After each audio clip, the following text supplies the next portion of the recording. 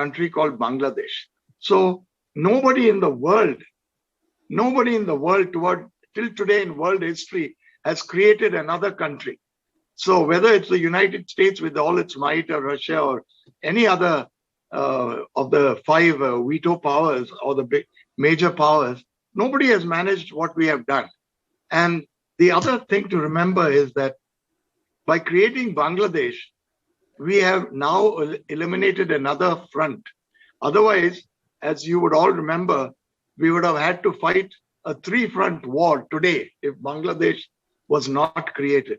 So let's leave it at that. That's a little background. So the war was essential. It was coming after liberation of Bangladesh. To wind up the last chat, the Pakistanis struck all our forward bases and our rear bases. Mr. Rao, you've gone off the video. I hope you're there. I am listening, sir. I am listening. The recording part, there is an issue. I am taking care of recording. Fine. So they struck all the bases and then we had to retaliate. So my missions were part of the retaliation, and I've already covered the fact that I got hit. There is also on the internet a very interesting excerpt by a colonel called Colonel Chander, who's been looking for me for 49 years, only to tell me that he was the brigade major of the infantry brigade that was breaking out in Dera Baba Nanak, which was our area. I just finished a strike there. And then we responded to an FAC call. And that's the heavy machine gun which I knocked out. And in knocking that out, I got hit by small arms fire mainly. And resulting in a fire and controls getting affected, as a result of which I ejected at low level and at high speed. Yes, the injuries when I was captured, they were troubling me. And as I said last time, I finally went through Gujranwala jail one night and finally ended up in Rawalpindi in isolation and an isolated jail tenure till Christmas Day when we were pulled out and pulled out by the International Committee of the Red Cross. The application that I wrote was very graciously handed over, and I realized later on it was not as gracious as I thought it was. We had 93,000 prisoners of war, and every bit of our treatment was actually necessary for them to report back. And so the prisoner of war camp commandant, I think Squadron Leader Osman, had set a trend. He was a gentleman and he tried his best to do whatever he could to keep the prisoners of war from not getting into trouble with the local population or with elements that had a keen eye to get rid of us. So yes, so that trend had been set. So when Mr. Babylon of the International Committee came up, he had my application and I said, "Oh, I see that my application with you." He said, "Yes, I wonder if you know that you have 93,000 prisoners of war on the other side, so they better look after you. And we will change all this." And then, of course, we were given better clothes, better bedding, better food. And that continued till 25th December. 25th December, we were all pulled out. We met. And then onwards, we continued. So I'll cut the story short. We were in a common room. We used to be locked up there every day in the morning after breakfast and dispersed into our individual cells in the evening around 5 o'clock. And because of a shortage of cells, this common room eventually became a room with the pedagogy of routine. And you know how routine sets in. When routine sets in, people lower their guard. And that's exactly what happened there as well. So four prisoners of war staying in that one room, which was meant for two. That was a great help for us, because on 3rd July, when the new camp commandant showed us the newspaper, till then, we had no newspapers and nothing to read. So here I'd like to bring out a point for those who are joining us for the first time. You know, when you are not, allowed to read or write, and you're subjected to solitary confinement, as I was, or as we were all subjected, you start tending to forget. As in my case, I can only tell you what I experienced. I started forgetting spellings. And later on, it was through some of the Red Cross people through whom I came to learn. There was no Google those days. There was no cell phones or no TV, nothing. So the only thing we could learn was from direct contact with somebody. And what we were subjected to was what is known as intelligence decay. So it's a deliberate attempt to, make sure that you forget or rather, let me put it like this, that your basic intelligence is subjected or put under pressure. I think that's the best way I can put it across. So even till today, sometimes I get a little confused with the I and the E, with what comes first and what comes after. And I have to check with my wife because I am a science and a literature student. So for me, it's, I feel very frustrated when I get a spelling wrong, and in the Air Force, I used to be called a man of letters. So, it feels very bad that when you come out, you still are in that stage. So, yeah, there are many things I do. I read a lot. And then specifically, I check up Google spellings as an additional effort. So that helps me to keep my mind active.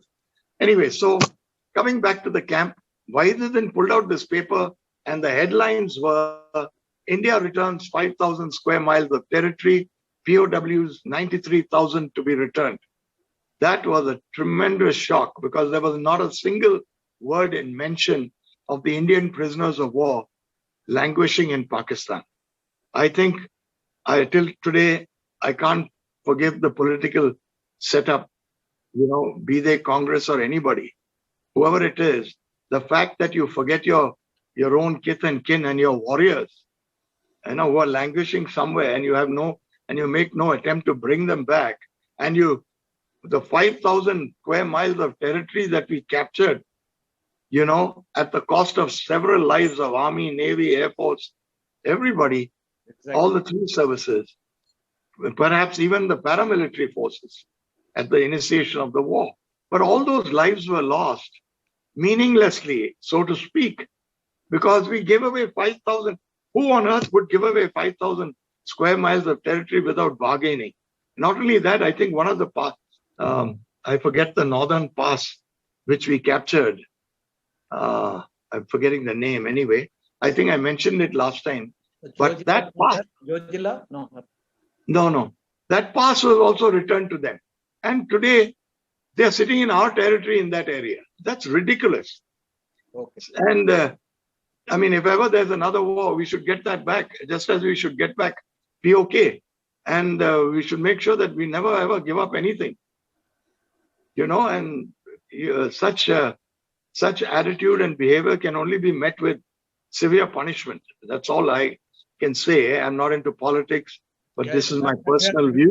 That has remained the issue. I think even now also, I think 54 of our POW still languishing in the... Yeah, as we go along or as we have gone along, we have seen it at every stage.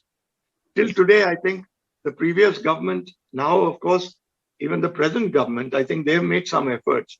But it is still believed, there are so many people believing that there are people languishing in jail there who are soldiers.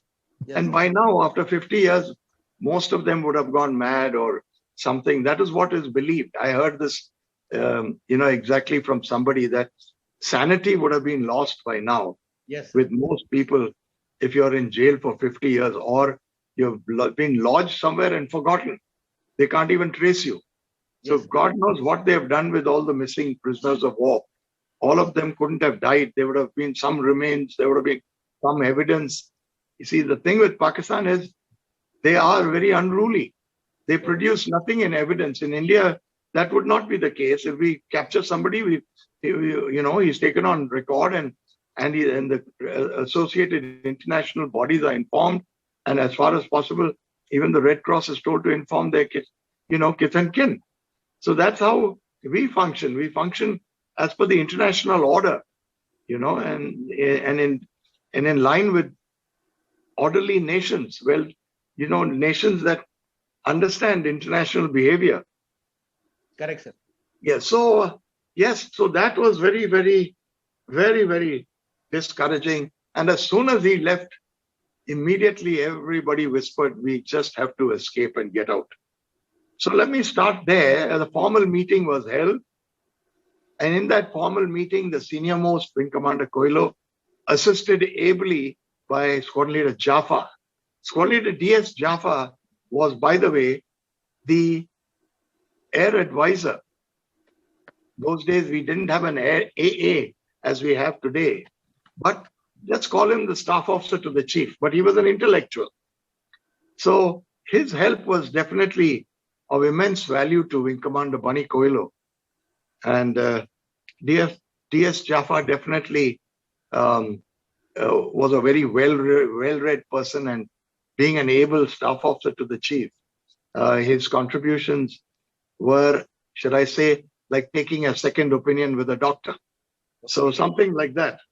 And he too came up with this same confirmation that only bachelors should attempt it. I was the youngest and the most newly married person. I had stayed with my wife only 1 month. And, getting married 4 months earlier and staying one month was quite it was a torture for her. We were trying to survive. So there's no much time to think about family or anybody. You're just thinking of survival. And so it was decided that only the bachelors will attempt this escape. So for the escape, as I said last time, very quickly I'll cover. One of the personnel there called Akbar was a Laskar. And as the youngest chap, it was quite easy for me to befriend him. And from our international POW allowance of 47 Pakistani rupees, which is equivalent to 22 Swiss francs, I was able to part. I had no requirements, being young, and I had very good eating habits till today. So it was just some sweets, or definitely alcohol was on our list to get at least a drink. So yes, he got us a bottle of gin, as I said last time, from Murray Breweries, and that we all relished, and it was a great joy. But by then, it was quite clear that he was compromised, and we had him in our good books. We used to collect money from everybody and give him something. He was utterly poor, and I must point out here, we are so lucky in our country. The poor in Pakistan are really poor. And I don't know if any of you have read the latest article. And the latest article, just in a few words, is that now the generals will have to return to their barracks, because the international forum led by President Trump has ensured that no more money will be going into Pakistan, which can be usurped by the armed forces. Primarily the army. They are the ones who are usurping all the money and making themselves rich. And so we leave Pakistan alone. So definitely it is pertinent to note that people there are really poor. The rich are extremely wealthy beyond imagination. And they're all looting the country. So under those circumstances, it was quite easy to get information out of Akbar. And gradually I passed this word on to others. So each of us started collecting information from him of all kinds. Where is the nearest bus stand? What's the distance from Rawalpindi to Peshawar? How much time? What are the bus timings? Who all are there in the camp? What is this camp? It's called 3 P&SU, but it's very different from our P&SU. That P&SU was not just a provost and security flight. They all worked in civvies. Only those who guarded us were in uniform.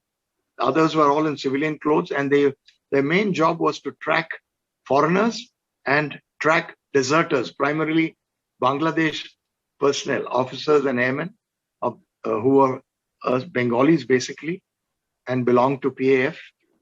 They were also being tracked, and other deserters from anywhere. So that was their main job. So we got information on that also, which I'm just revealing to you. And we got a rough idea of what the campus size was.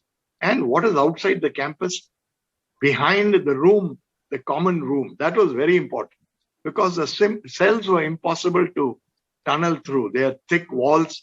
For example, my cell was extremely tall, only one light, which was mostly kept off, one cement bed, concrete bed, one iron door, one wooden door, one chicks, blinds. So that's it. So you have nothing in your room. And all you can do is scratch on the walls to keep an approximate idea of date and number of days. So if you knew the day you were captured, then you had a number of lines which told you what date it was. And that's about all. But the day of the week was the toughest. You couldn't make out unless you sat and calculate. Yes, so it was important to know weekends. I'm mentioning this because the breakout was planned for a weekend so that when everything is quiet on the Western Front, so to speak, when everybody's sleeping on a Saturday night breakout and a Sunday morning, lazy morning for everybody would be the ideal conditions. So then there's a phenomena of the weather which we had to take into consideration. Every weekend, Saturday, the Western disturbance would hit from Iran, Caspian Sea area, across Iran into Pakistan, and midnight it would rain really heavily. So we didn't want that because it's pretty cold there, and you're heading into Northwest Frontier Province, which is even colder. So to get wet and try and survive cross country or however the situation would present itself would have been a very tough thing to do. So it was decided that the breakout would be on a clear weather day. So we had attempted 3 such nights, and it was on the 4th night, I think, that they got out. So in all the 4 nights, I was a sort of a decoy because the cell of the common room cell exactly faced my cell, not diametrically, but to the right, slightly to the right by about 10 degrees, if you can visualize that. And the distance was about 40 yards. So if I called out for a bathroom session, this guard would have to come to me, ask me what I want sometimes, and then go to the guard room, which is another 40 yards backwards to the right, again, further right. So all this would take about 5 minutes. Then, so they had 5 minutes gap by the time the keys were retrieved. Then he would open the thing and take me at gunpoint and loaded rifle to the bathroom. There I would take my time to make sure that these people had enough time to remove all the bricks. The hole that was made, we had put back the bricks and covered it up with all the old parcels which had come from the Red Cross and placed a bed against it. And on the bed, blankets were draped on both sides. So, and whenever the sweeping was done, we would always tell Akbar or whoever swept that, okay, don't worry about this, all parcels there, you carry on. And they would take a shortcut and leave the room. So yes, so this ritual of mine, are you there? Yeah, yes, I am there, sir. I'm there. Okay. This ritual of mine normally took about 10 to 12 minutes, depending on who the guard was. Sometimes, if it was the same guard, I used to make sure that it didn't become an SOP that he could recognize. And so I would cut short a couple of minutes here and there. Or, I would say I've got a stomachache. He would, then find out if there was any medicine or something like that. But the idea was to create some time delay. Anyway, on the 4th attempt, after I did the drill, the 3 officers had escaped, and Chati, who was, as per plan, made to stay back, was quickly put into action. He made the beds up, put the pillows looking like people who are sleeping, and then he went back to bed. Of course, he couldn't sleep. promptly at 9 a.m. breakfast time. He came out. The guard closed the room. All of us went to the breakfast room. We had our breakfast and we quickly